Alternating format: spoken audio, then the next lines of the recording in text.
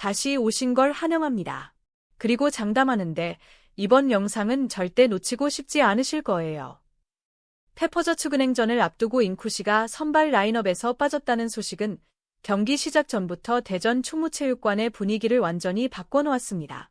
팬들은 인쿠시의 선발 출전을 기대하고 있었던 만큼 고이진 감독의 선택은 곧바로 물음표를 불러왔죠. 지금 이 시점에서 가장 기대를 모았던 선수를 기용하지 않는 걸까? 코트 곳곳에서 이런 의문이 떠돌았습니다. 하지만 결과는 냉정했습니다. 이 선택은 단순한 전술이 아니라 팀 전체의 불안정함을 그대로 드러낸 결정이었습니다. 정관장은 페퍼저축은행에 0대3으로 완패했고 이 패배는 단순한 1패가 아니라 최하위 팀이 여전히 최하위에 머무르는지를 보여주는 경기였습니다.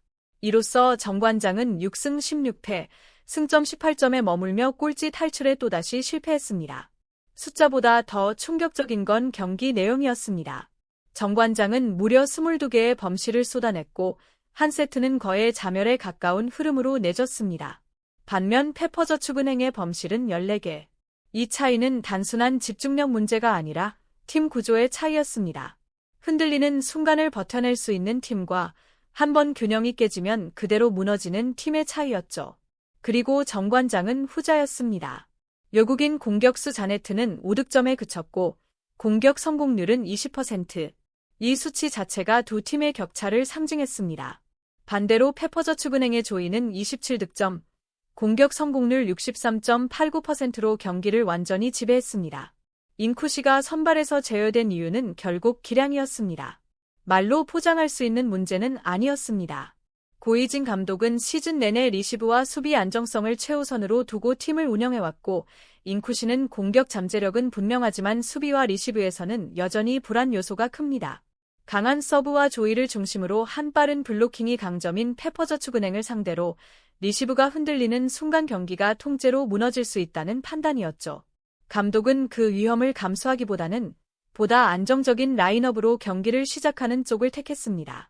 하지만 그 선택은 동시에 정관장이 가질 수 있었던 가장 큰 무기이자 유일한 변수였던 에너지를 스스로 포기하는 결과로 이어졌습니다. 정관장의 공격은 경기 내내 단조로웠습니다. 자네트가 봉쇄되자 박은진, 박혜민, 이선우가 공격을 분산하려 했지만 흐름을 바꿀 결정타는 나오지 않았습니다. 팀 내 최다 득점이 박은진의 9점이었다는 사실이 지금 정관장의 현실을 그대로 보여줍니다. 미들블로커가 팀 득점을 이끈다는 건 좌우 공격이 제대로 작동하지 않고 있다는 명백한 증거입니다. 인쿠시는 3세트 모두 출전에 7득점을 올렸지만 이미 흐름은 넘어간 뒤였습니다. 공격 성공률 40% 자체는 나쁘지 않았지만 리시브에서 계속 드러난 불안정함은 풀타임 기용의 부담으로 작용했습니다. 세터 문제 역시 정관장의 또 다른 약점이었습니다. 최서와 염선이 번갈아 투입됐지만 누구도 경기를 안정적으로 이끌지는 못했습니다. 리시브가 흔들리자 세터의 선택지는 급격히 줄었고 토스는 단조로워졌습니다. 결과는 뻔했습니다. 블로킹에 걸리고 다시 범실이 늘어나는 악순환이 반복됐습니다. 경기 후 고이진 감독은 이렇게 말했습니다. 오늘 경기는 정관장이라는 팀이 처음부터 다시 시작하는 느낌이었습니다. 코트 위에 정관장은 길을 잃은 듯 보였습니다.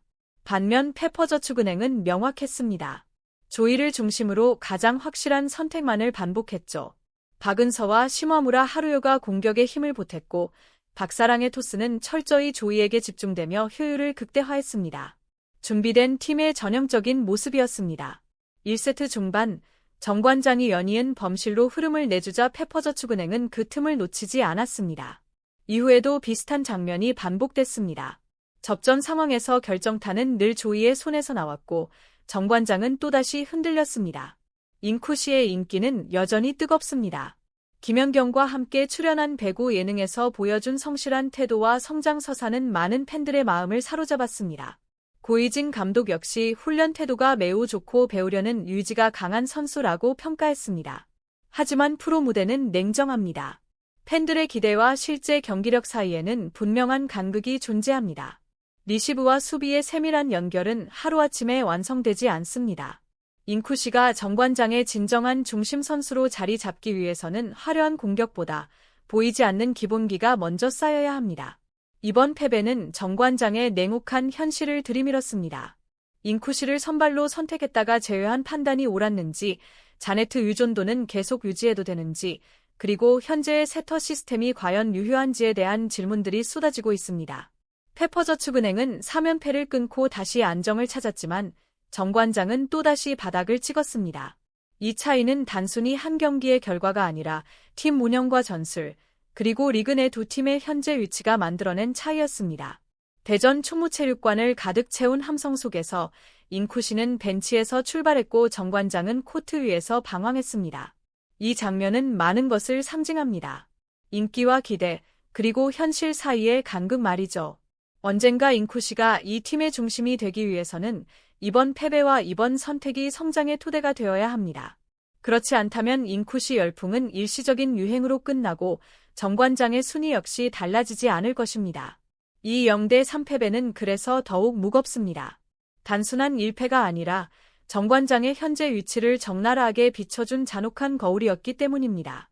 경기 후 대전 충무체육관의 공기는 패배의 침묵만으로 가득 차 있지 않았습니다. 0대3이라는 참담한 스코어에도 관중석에 남은 감정은 실망보다는 잉쿠시를 향한 요침이었습니다. 일부 팬들이 자리를 떠난 뒤에도 잉쿠시를 요치는 응원은 계속됐고 유니폼과 응원봉을 흔들며 끝까지 박수를 보내는 팬들도 눈에 띄었습니다. 대패 속에서도 팬들의 감정은 분노나 체념만은 아니었습니다. 분명한 의문과 함께 여전히 기대와 희망이 공존하고 있었습니다. 그중 가장 많이 언급된 질문은 단 하나였습니다. 잉쿠시는 선발이 아니었을까? 이 질문은 경기 내내, 그리고 경기 후 로비와 SNS, 각종 커뮤니티에서 반복됐습니다. 잉쿠시는 3세트 모두 출전해 공격 성공률 40%로 비교적 안정적인 모습을 보였지만 이미 흐름은 기울어 있었습니다. 팬들이 주목한 건 단순한 득점 수치가 아니라 잉쿠시가 처음부터 코트에 있었다면 경기 리듬이 달라질 수 있지 않았을까 하는 가능성이었습니다. 특히 1세트 중반까지 팽팽하던 흐름이 정관장의 연속 범실로 무너졌을 때 잉쿠시의 존재가 또 하나의 공격 옵션이 될 수 있었을 것이라는 분석으로 자연스럽게 이어졌습니다.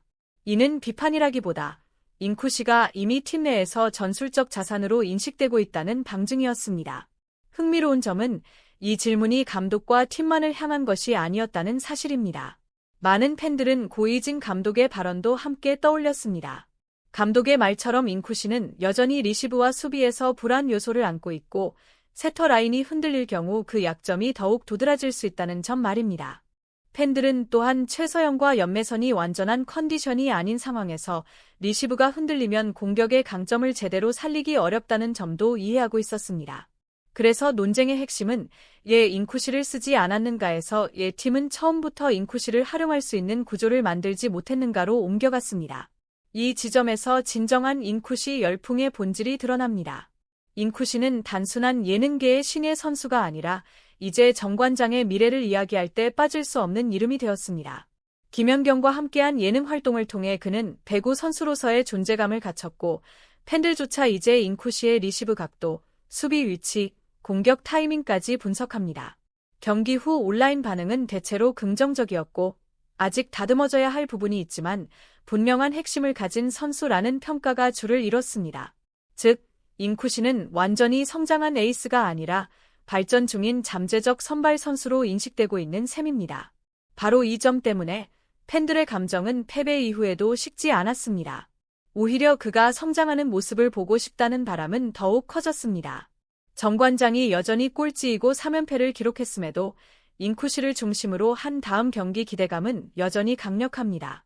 일부 팬들은 패배는 아프지만 잉쿠시와 팀 모두 이 장애물을 넘어야 다음 단계로 나아갈 수 있다고 말합니다.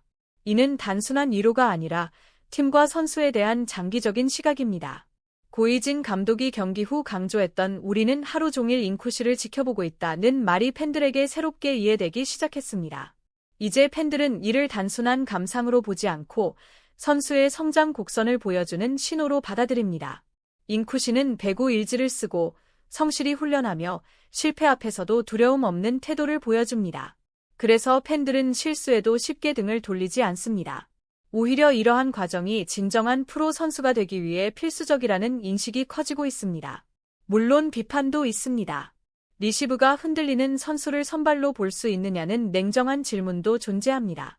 하지만 중요한 점은 이런 비판조차 선발 과정에서 예상되는 부분이라는 것입니다. 기대가 없는 선수에게는 이런 논쟁 자체가 일어나지 않습니다. 시청해 주셔서 감사합니다. 좋아요와 구독 버튼 누르는 거 잊지 마세요.